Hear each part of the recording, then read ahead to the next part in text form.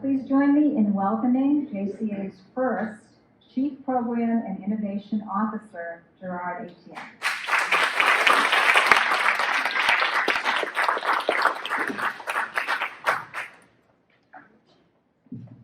Thank you, Rana, and good evening, everyone.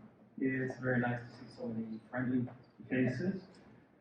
This is quite different from doing presentations on Zoom, I can tell you that much. We've just heard about JCA's proud history and many accomplishments.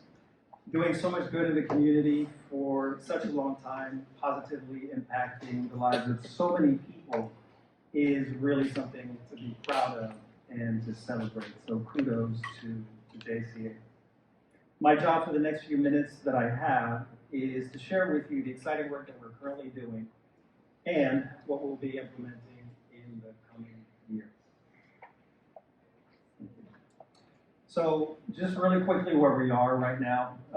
Over the last 2 years, the number of people directly served by JCA programs has increased by approximately 35%, from 5,400 individuals to about 7,300. There are three factors primarily responsible for this increase. The first is that a lot of JCA programs were paused during the pandemic. So these programs are all back up and running and operational. Obviously, the pandemic affected most of our programs, bus transportation, Kensington Club, Interages, Career Gateway, travel training, 50+ employment expos. Some of these programs had to shut down completely.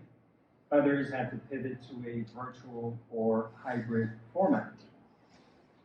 One program that pivoted successfully to the virtual format is our employment expos. They were in person at first, pre-pandemic, but had to move to the virtual platform. It turns out that attendees reported that the virtual environment was much more convenient, and quite frankly, I'm sure a lot of people felt a lot safer not to be in person during the height of the pandemic. And there was also a bonus for participating employees in that it required a lot less of their time to be present at these expos. So as a result, their expos remain virtual. We are now offering 9 of these events per year, and 6 of them in Montgomery County and 3 of them in Northern Virginia. So this is one instance where the pandemic taught us something, and we were able to take advantage of what we learned. So overall, as COVID infection rates declined, the number of participants in JCA services increased. The second factor that led to the increase in the number of people we serve is that we expanded the capacity of some programs to serve more people. 2 examples, Kensington Club and Career Gateway. Kensington Club expanded services from Park Lawn Drive exclusively at first to now providing services in White Oak and Germantown. And Career Gateway added a 6th training session, increasing the number of participants for that program by approximately 20%. And the third factor that increased the number of people we serve is that we offered new services. The Interages AmeriCorps Foster Grandparents Program and the Career Gateway Cyber Savvy Training. So all in all, JCA emerged from the pandemic stronger with the capacity to serve more older adults and their families even better. Thank you. So what are some of the things that we're doing right now? The JCA Board of Directors improved several multi-year strategies to increase JCA's impact in helping older adults and their families. 3 of these strategies include, first, to strengthen programs that guide older adults to information, resources, and services that they need. Second, to partner with other organizations for greater impact.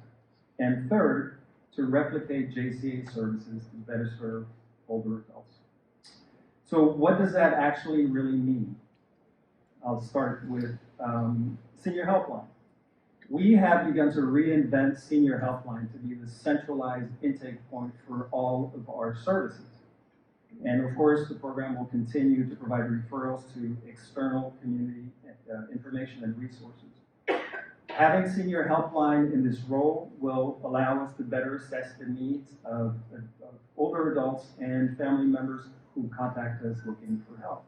We have increased the staff time of that program. We now have a full-time director, which we're very excited about. We even have a couple of new volunteers, some of whom are undergoing training right now, so this is all very, very good. Another change that we're making through Senior Helpline is that we're working to make it easier for people outside of our organization to understand what we do by simplifying the way we present and talk about our services. Because let's face it, we have 11 distinct programs, depending on how we slice and dice them. And it's very difficult to succinctly describe our services. And more importantly, it can make it really difficult for the public to understand, much less remember what we do. So what we've done is to group our services into 5 different categories: information and referral, employment, transportation, intergenerational programming, and adult day services.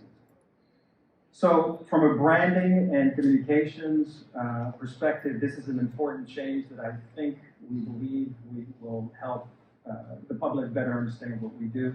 And I can tell you from my perspective, it makes it a lot easier to talk about our services. Another strategy is to partner with other organizations. As much as JCA does, we certainly can't do all of it by ourselves. And we're fortunate to partner with many outstanding organizations. Some of our long-standing partners, as we know, include Montgomery County Public Schools, the Center for Workforce Inclusion, the State of Maryland, the Council of Governments, Bender JCC, Posez JCC, and many, many more. This past year, we launched important new partnerships with WorkSource Montgomery, Montgomery College, and Marymount University. Also in the past year, we have worked to replicate and expand JCA services to better meet the needs of older adults and their families.